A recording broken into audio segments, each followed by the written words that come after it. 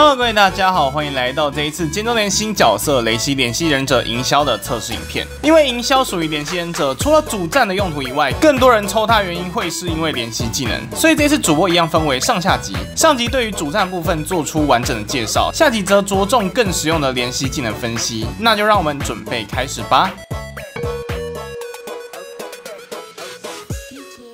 首先是养成成本，因为营销是联系忍者，在特件方面对于联系技能做出了让步，养成成本相较于主战忍者大幅降低。如果想养来当主战忍者的过渡，营销所需要的资源量包含雷纹石980颗、觉醒石35枚、忍币564万与命格碎片100片。那如果只当做主战忍者的话，营销在命格上只需要点到2命即可，多一个保护格后就是主战完全体了。后面的3、4、5、6命格则更着重于联系技能，详细的介绍会放在下集。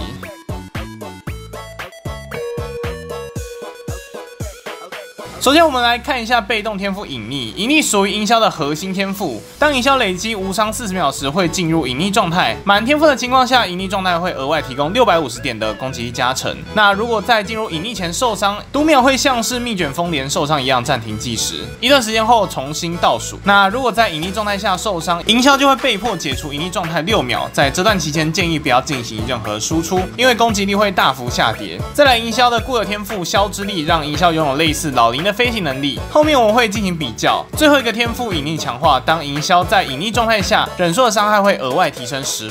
也就是说，如果想用营销作为主战，对于无伤的把控就会变得相当重要。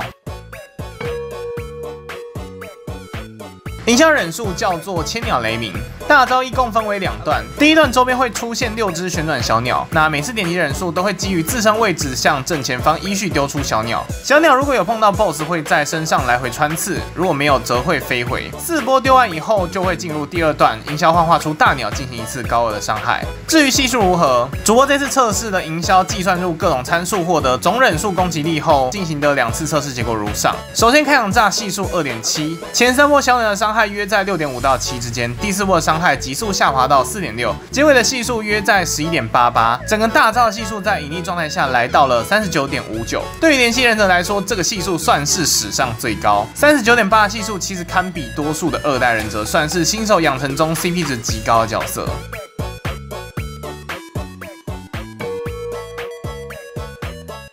讲完忍术的部分，我们来看一下宝物。营销宝物的部分完全只 for 主战，目前只有2种宝物，分别为夜宵神域跟雷将锤。其中雷将锤属于主战的状态型宝物，如果有打算练营销的，请优先拉雷将锤。这边主播帮各位整理了营销专宝的各界数据与套装效果，其中夜宵神域提供雷系攻击力，雷将锤提供攻击力与更快进入隐匿状态。那如果是2棒，减免的时间也会加倍。很特别的是，套装跟联系技能是分开的，不像吸蓝跟虚实需要靠宝物来进行提升。如果不想当主战的话，营销甚至可以完全不做任何宝物，对于其后台辅助没有任何影响。